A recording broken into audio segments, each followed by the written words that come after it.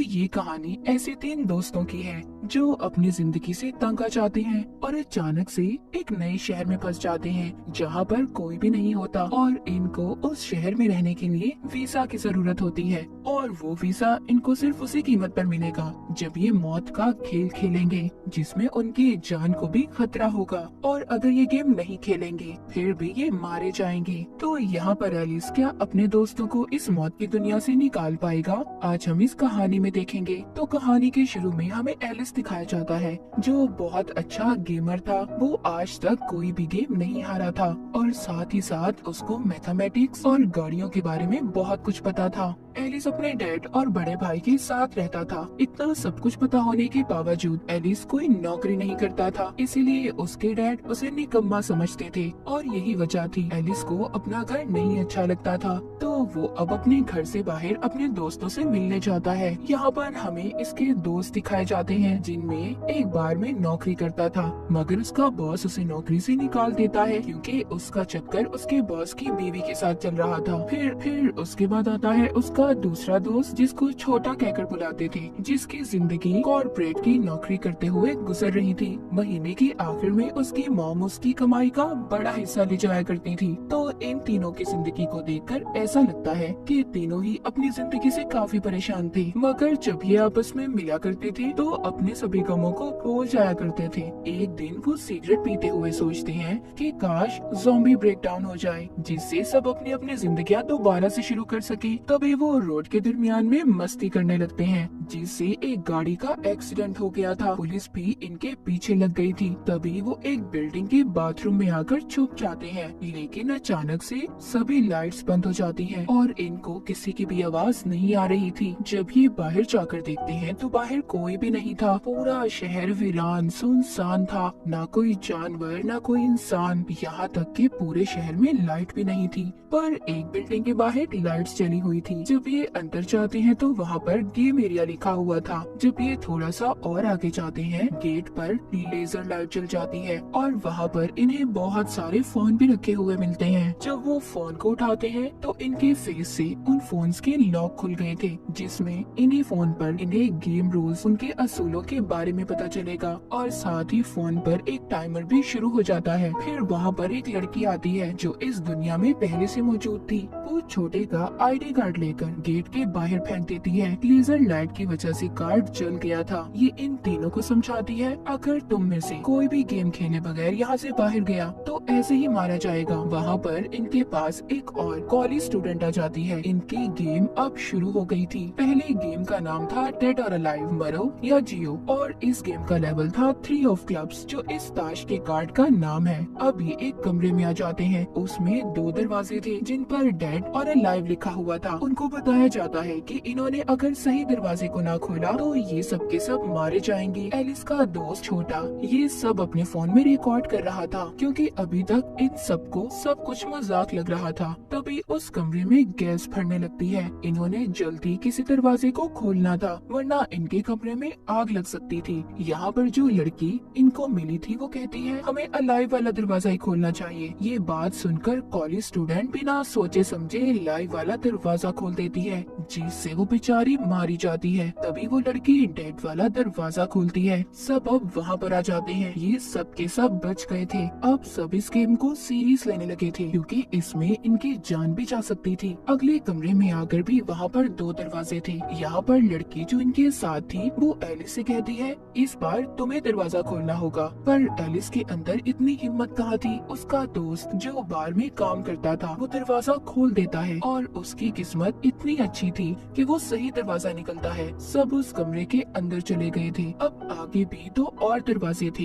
यहाँ पर भी इन्हें सही दरवाजे का चुनाव करना था। एलिस का दोस्त उससे कहता है तुम्हें अपना दिमाग इस्तेमाल करना होगा क्योंकि वो बहुत अच्छा गेमर था। तभी एलिस को याद आता है कि इस बिल्डिंग में आते हुए इसने एक मैप नक्शा देखा था जिसमें 7 कमरे थे और इन्हें यहाँ से बचने के लिए अंदर का दरवाजा खोलना होगा। सब अब अंदर वाले कमरे में आ जाते हैं जहाँ पर इनके सामने वो ही कमरा था जहाँ पर फिर से अलाइव लिखा हुआ था। एलिस अपने दोस्त का फोन लेकर फिर से पुरानी रिकॉर्डिंग चेक करता है। जब उस कॉलेज स्टूडेंट ने अलाइव वाला दरवाजा दरवाजा खोला था तो ये देखते हैं अभी उधर कोई भी दरवाजा नहीं था, मगर वो वक्त खत्म होने से पहले ही उसी दरवाजे को खोल लेते हैं। इन सब में एलिस के दोस्त छोटे का पाँव जख्मी हो गया था। ये गेम से बाहर आ चुके थे। इनके सामने 3 ऑफ क्लब्स का कार्ड रखा हुआ था। तभी उनके सबके फोन्स पर मैसेज आता है। इन सभी को 3 दिन का वीजा मिलता है क्योंकि वो कार्ड 3 ऑफ क्लब का कार्ड था। अब यहाँ पर आगे बढ़ने से पहले मैं आपको इनकी गेम के कुछ असूलों के बारे में बता देती हूँ। तो यहाँ पर ताश के कार्ड्स इनकी गेम से जुड़े हुए हैं। जैसे कि अगर उन्हें स्पेड का कार्ड मिलेगा तो गेम फिजिकल एक्टिविटी पर होगी, यानी कि उन्हें खुद ही अपने आप को इस्तेमाल करना होगा। मगर अगर कार्ड क्लब का हुआ तो गेम को पूरी टीम मिलकर खेलेगी। वहीं अगर कार्ड डायमंड का हुआ तो दिमाग लगाने वाला होगा, और अगर हार्ट का हुआ तो उन्हें आपस में ही एक दूसरे को धोखा देना होगा। अभी भी इनको वीजा की समझ नहीं आई थी। असल बात तो इनको तब पता चलती है जब इनके सामने एक आदमी मारा जाता है। एक लेजर लाइट आकर उस आदमी को मार देती है। इसका मतलब ये था कि अगर इनका भी वीजा एक्सपायर हुआ, खत्म हुआ, तो ये सब भी मारे जाएंगे।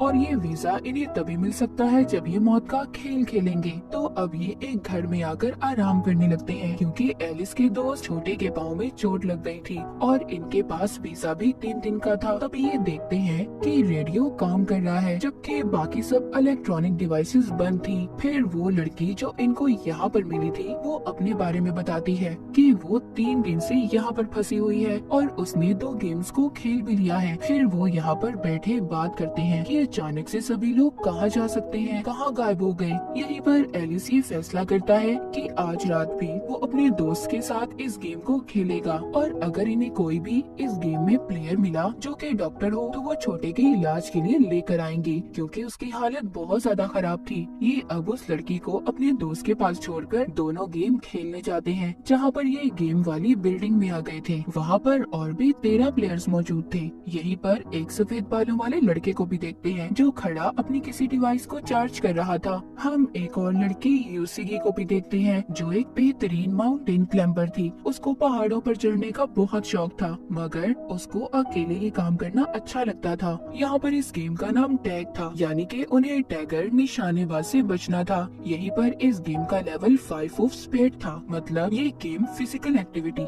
यानी कि अपनी जान इन्हें उस निशानेबाज से बचानी होगी। उन्होंने इस गेम में एक ऐसे कमरे को ढूंढना था जिसमें एक बटन है, उसको दबाने से गेम खत्म हो जाएगी और इसे खेलने का टाइम 20 मिनट का था। अगर इन्होंने इस गेम को खत्म ना किया तो पूरी बिल्डिंग वहीं पर ब्लास्ट हो जाएगी, सबके सब मारे जाएंगे। अब सब अलग अलग होकर उस दरवाजे को ढूंढने लगते हैं। ऊपर वाली बिल्डिंग पर सफेद बालों वाला लड़का भी खड़ा था जो सबको हाथ हिला रहा था, लेकिन अचानक से उधर निशानेबाज आ जाता है जिसने घोड़े का मास्क पहना हुआ था। यहीं पर मौत का खेल शुरू हो गया था। वो बगैर देखे ही सब पर गोलियों के निशाने लगाकर उन्हें मार रहा था। एलिस उसे देखकर समझ जाता है कि उसने जो मास्क पहना हुआ था उस वजह से वो सिर्फ सामने ही देख सकता था, अपने दाएं बाएं नहीं देख सकता था। ये बात एलिस वहाँ पर सबको बता देता है। तभी यूसी की वहाँ से पाइप से मदद लेकर ऊपर वाली मंजिल पर जाकर दरवाजे को चेक कर रही थी। एलिस को यहाँ पर एक और प्लेयर मिलता है जिसका नाम एगोनी था और उसने हाथ पर अजीब सी घड़ी भी बांधी हुई थी।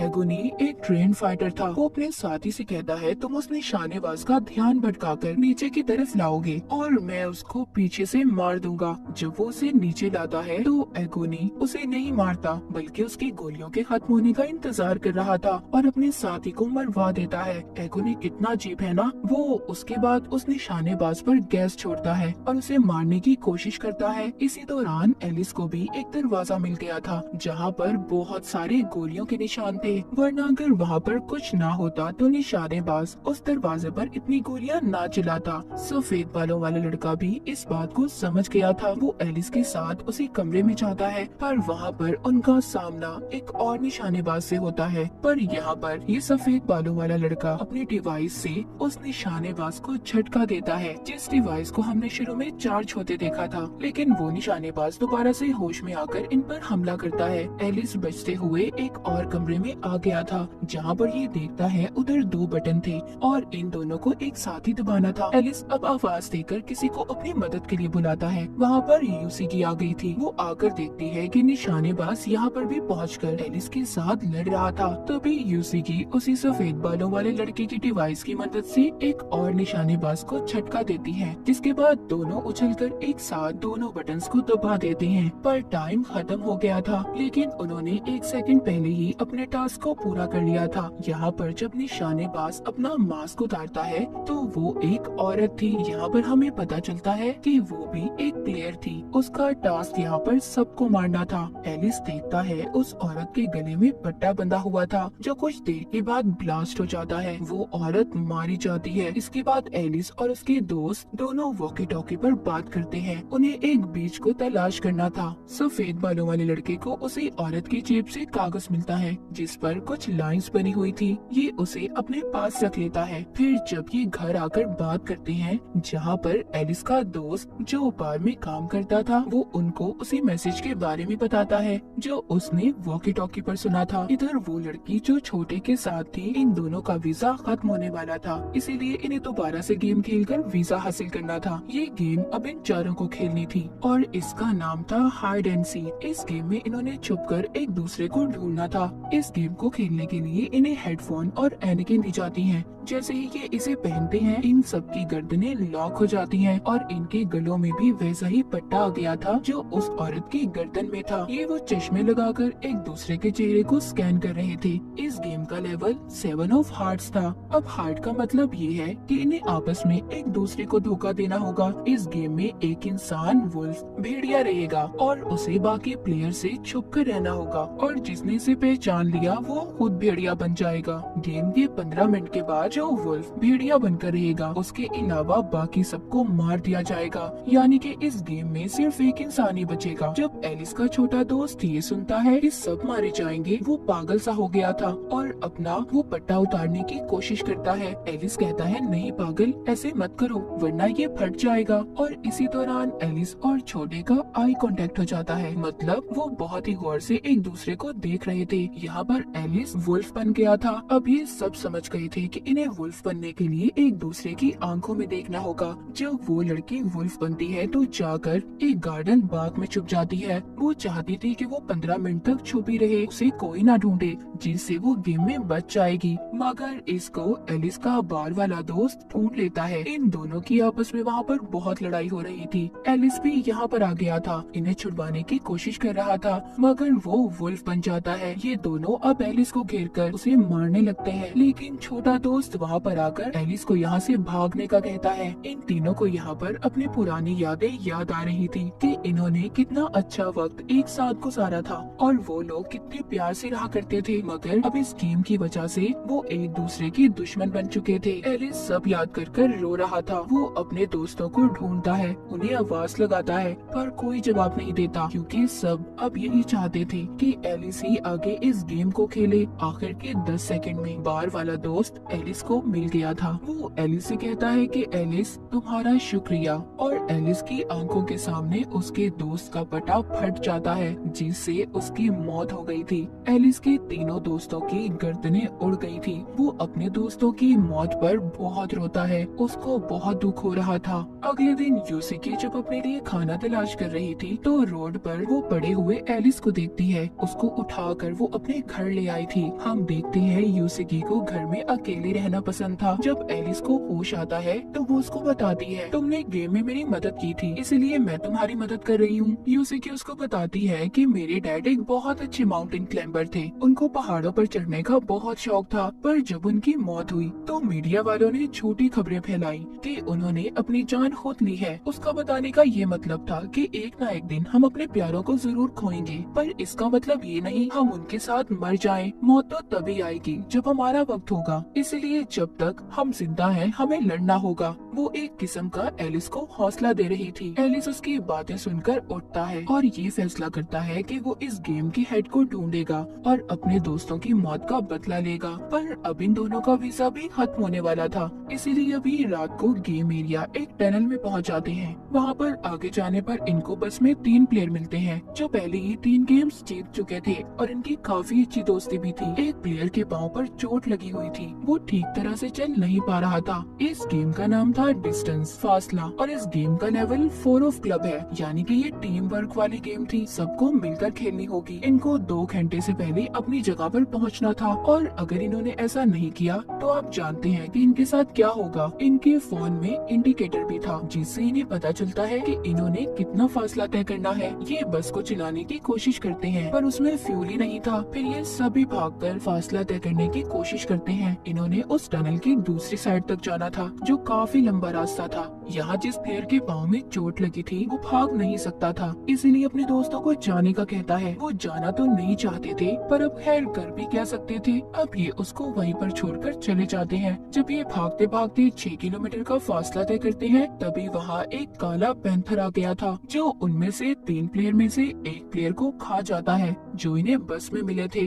जब पैंथर उसको खा रहा था तो बाकी के तीनों मौका देखकर आगे भागते हैं। जब आगे जाते हैं तो एलिस उधर एक बाइक देखता है। अब बाइक में फ्यूल तो था, लेकिन बैटरी नहीं थी, इसलिए ये इस बाइक को वापस से बस की तरफ ले जाने का फैसला करता है, ताकि बस में इस बाइक का फ्यूल डाल दे और जो बस में प्लेयर है जिसकी टांग पर चोट लगी हुई है वो भी बच जाए। इधर यूसिकी और उसके साथ एक प्लेयर टनल के आखिर तक आ गए थे, मगर उधर पानी के बैरियर्स थे जिसमें बहुत सारा पानी था, और गेम के खत्म होते ही वो पानी टनल में आएगा। सबके सब मारे जाएंगे। पानी अब टनल में आने लगता है। वो प्लेयर जो यूसिकी के साथ था वो उसे बचाने की कोशिश करता है। एलिस भी बस को लेकर आ गया था, जहाँ पर यूसिकी अपना हाथ एलिस की तरफ बढ़ाती है, जिससे वो तो अब बस में आ गई थी, पर उनकी बस पानी में डूब जाती है। जब पानी वापस जाता है तो ये निकलकर बस के ऊपर खड़े हो गए थे। ये बस में लिखा हुआ गोल देखते हैं, जिसे देखकर एलिस परेशान हो गया था। वो समझ गया था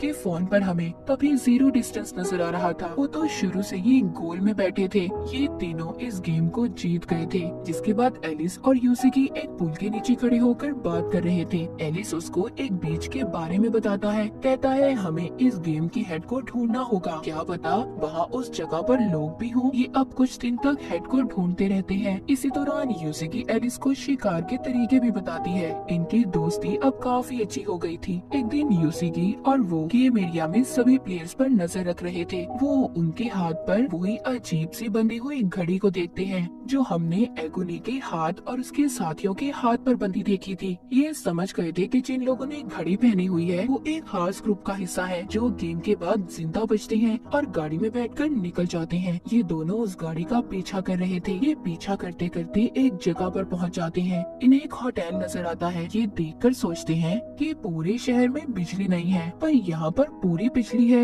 इतने में कोई वहाँ पर आकर इन्हें बेहोश करके अपने साथ ले गया था। जब इनको होश आता है तो इनके सामने कुछ लोग थे। वहाँ पर एक आदमी जिसको सब हेटर कहते थे, कहता है मैं यहाँ का किंग हूँ, और उसको रियल वर्ल्ड असल दुनिया में भी जाने का रास्ता पता था। उधर दीवार पर सभी ताश की कार्ड्स थे। वो बताता है कि यहाँ के सब लोग मेरे खास आदमी हैं। वो गेम को जीतकर मेरे पास कार्ड्स को जमा करवा देते हैं, और अगर तुम में से किसी एक को भी सारे कार्ड्स मिल जाते हैं तो एक ही असल दुनिया में जा सकता है। वो इनको कहता है कि तुम्हें अब एक और गेम खेलनी होगी, वो ये कि अगर तुम जीत जाते हो तुम्हें उसी कार्ड को मेरे पास जमा करवाना होगा, और अगर ऐसा नहीं किया तो तुम जानते ही हो तुम्हारे साथ क्या होगा। एलिस और यूसिकी के पास कोई और रास्ता नहीं था, इसलिए दोनों हैटर की बात को मान लेते हैं। रात को ये जब सबके साथ गेम खेलने जाते हैं तो वहाँ पर एगोनी और सफेद बालों वाले लड़के को भी देखते हैं। इस गेम में इन्होंने 4 जंगली जानवरों को मारना था, जिसमें पिग, टाइगर, पैंथर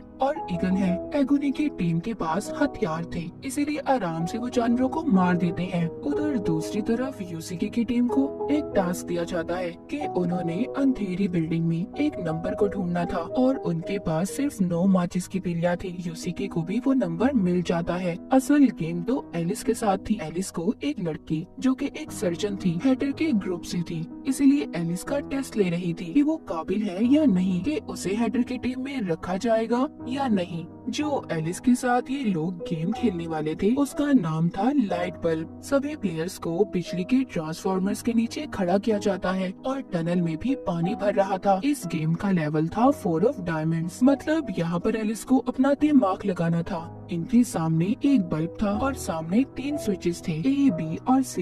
इन्हें पता करना था कि किससे बल्ब चलेगा, मगर इनकी असल परेशानी ये थी कि बल्ब वाला दरवाजा बंद हो जाएगा। इनको नहीं पता चलेगा कि बल्ब चल रहा है या नहीं। वहीं पर एक लड़की तारों को जब चेक करती है तो बेचारी बेमौत मारी गई थी, पर एलिस अपना दिमाग लगाता है और इस टास्क को भी पूरा कर लेता है। मतलब B से स्विच चलाना था। उस सर्जन को जवाब पहले ही पता था, पर वो एलिस को कुछ भी नहीं बताती। अब खैर एलिस दोबारा से होटल आता है। एलिस को वो हैटर के सामने पेश किया जाता है क्योंकि एलिस भी अब इसकी टीम का हिस्सा बन चुका था। आज के दिन हैटर का भी वीजा खत्म होने वाला था, इसलिए वो सबको बताता है कि आज रात वो गेम खेलने जाएगा। एगोनी यहाँ पर अपने साथियों को इशारा करता है, शायद आज कुछ होने वाला था। रात को हैटर के जाने के बाद अगली सुबह एलिस और यूसी सबसे पूछते हैं कि असल दुनिया में जाकर उनके साथ क्या होता है। कोई कहता है क्या पता वो अगली गेम में फंस जाएं, कोई कहता है वो लेजर लाइट से मारे जाएंगे। किसी के पास भी सही जवाब नहीं था। तभी एलिस को गोलियों की आवाज सुनाई देती है। जब ये देखने जाता है तो उधर एगोनी के आदमी बहुत सारी लाशों को डस्टबिन में डाल रहे थे। इधर सफेद बालों वाला लड़का आता है और बताता है कि ये सब उन लोगों की लाशें हैं जिन्होंने इस होटल के असूलों को नहीं माना था और मेरे पास यहाँ से निकलने का एक प्लान है। वो कहता है कि हमें सबसे पहले हैटर्स की सभी कार्ड्स को चुराना होगा। हम उस पर एतबार नहीं कर सकते कि वो हमें असल दुनिया में भेजेगा भी या नहीं। एलिस भी मान जाता है। जब इनको मीटिंग में बुलाया जाता है तो इन्हें वहाँ जाकर पता चलता है कि हैटर मर गया है। एगोनी बताता है कि हैटर गेम में मारा गया, मतलब उसका भी खून हो गया था। एगोनी खुद को उसके मरने के बाद वहाँ का किंग बना लेता है। जब सब प्लेयर्स को ये बात पता चलती है कि एगोनी अब उनका नया किंग है और हैटर मर चुका है, सभी बहुत परेशान हो गए थे। इसी दौरान सफेद बालों वाला लड़का एलिस को एगोनी के कमरे में भेजता है ताकि उसकी तिजोरी में से वो सभी कार्ड्स को चुरा सके। ये एलिस को जब पासवर्ड बताता है तो वो गलत था। वहाँ पर सायरन बजने लगते हैं। सफेद बालों वाले लड़के ने पासवर्ड तो सही बताया था, पर एलिस गलत तिजोरी की तरफ चला गया था। जब एगोनी के आदमी एलिस को पकड़कर मार रहे थे तो एगोनी वहाँ पर हिरन वाली पेंटिंग की तरफ देख रहा था। सफेद बालों वाला लड़का समझ गया था कि तिजोरी उस पेंटिंग के पीछे है। उधर एलिस को इन लोगों ने पकड़ लिया था। आज रात उसका वीजा भी खत्म होने वाला था। दूसरी तरफ सफेद बालों वाला लड़का तिजोरी तक पहुंच गया था और सभी कार्ड्स को चुराकर अपने दोस्त के साथ होटल से बाहर जाने लगता है। उसके दोस्त को जाते हुए एलिस के बारे में बुरा लग रहा था। जब वो होटल से बाहर जाने लगते हैं तो देखते हैं होटल पर लेजर लाइट थी, मतलब आज रात गेम एरिया उनका होटल ही था और होटल में जितने भी लोग थे सब वहाँ के प्लेयर बन चुके थे। तभी होटल में एक अनाउंसमेंट ऐलान किया जाता है। सब एक जगह पर जमा हुए थे जहाँ पर एक लड़की को मरा देखते हैं। किसी ने चाकू से उसे मार दिया था। उन सबके फोन पर उन्हें मैसेज मिलता है, सबको इस लड़की के कातिल को ढूंढना होगा और इस गेम का नाम है विच हंट। इनके पास 2 घंटे थे और कातिल को ढूंढकर इन्हें होटल के बाहर चलाना होगा, तभी गेम का दी एंड होगा। सभी उसके दोस्त को आग में जलाने की कोशिश कर रहे थे क्योंकि उन्हें लग रहा था कि असल कातिल उसकी दोस्त ही है क्योंकि वही हमेशा उसके साथ रहती थी। पर सर्जन लड़की आकर सबको रोकती है। अब वहाँ पर एगोनी भी आ गया था। अपने आदमियों से कहता है कि सबको मार दो क्योंकि कातिल इन्हीं में से है। अगर कातिल को मार दिया तो गेम खुद ही खत्म हो जाएगी। इसी वजह से होटल में एक हलचल मच जाती है। एलिस को भी यूसी के ढूंढ लेती है। उधर सर्जन लड़की उस मरी हुई लड़की की लाश से चाकू निकालकर उस पर उंगलियों के निशान को चेक करती है। छत पर सफेद बालों वाला लड़का एगोनी के आदमी से मिलकर कहता है, हम में से कोई तो है जो गेम मास्टर से मिला हुआ है और उसको हमारी सारी इन्फॉर्मेशन दी है। पर ये सब सुनकर उस आदमी को बहुत गुस्सा आता है। वो सफेद बालों वाले लड़के को शूट करने वाला था, तभी उधर वो उल्टा फ्लेयर गन से उसे ही आग लगा देता है। सर्जन को भी पता चल चुका था कि असल कातिल कौन है। इससे पहले वो सबको बताती कुछ लोग आकर उसे बेहोश कर देते हैं। एगोनी सबको जमा करता है। एलिस कहता है असल कातिल तुम हो? एगोनी कहता है हाँ, मैंने मारा था उस लड़की को, पर किसी के अंदर भी हिम्मत नहीं थी कि एगोनी पर कोई गोली चलाता। एलिस कहता है नहीं, तुमने उस लड़की को नहीं मारा बल्कि हैटर को मारा है।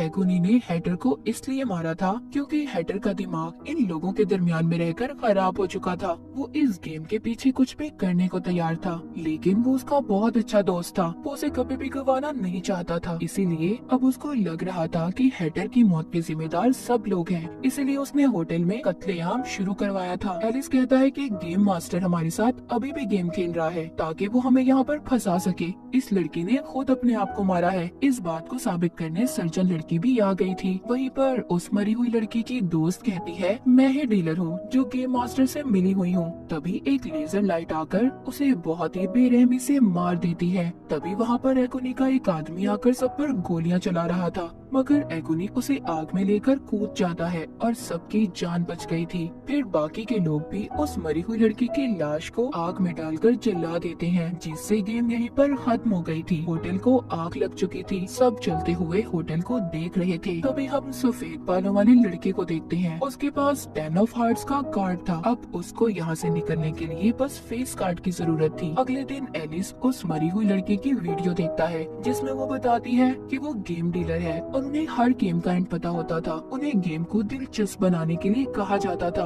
और जिस दिन इन्होंने बताया कि वो गेम डीलर है, दोनों मारी जाएंगी। ये उनकी वीडियो में एक बेस को भी देखते हैं। जब ये उधर जाकर देखते हैं तो वहाँ पर बहुत सारी लाशें पड़ी थी। उधर सफेद बालों वाला लड़का भी था जो आकर इन्हें वही कागज दिखाता है जो उसको उसी औरत की जेब से मिला था जो निशानेबाज थी। असल में वो यहाँ पर आने का नक्शा था। इससे पहले ये कुछ समझ पाते, सारी लाइट्स जल जाती हैं। वहाँ कंप्यूटर स्क्रीन पर हम हैटर के ग्रुप की एक लेडी को देखते हैं जो गेम मास्टर के लिए काम करती थी। वो इनको सभी कार्ड्स को जमा करने पर इन्हें मुबारकबाद देती है। कहती है आप लोग अगले राउंड में पहुँच गए हैं। अगर इन्होंने उसे पार कर लिया तो इन्हें फेस कार्ड मिल जाएगा। जब ये लोग बिल्डिंग से बाहर आते हैं, इन सब की नजर एक बैनर पर पड़ती है जिस पर किंग का कार्ड था और वो बैनर शहर भर में घुमाया जा रहा था। तो आपको इनमें से सबसे ज्यादा कौन सी गेम पसंद आई? कमेंट सेक्शन में जरूर बताइएगा। और इसी के साथ ये सीजन यहीं पर खत्म हो जाता है।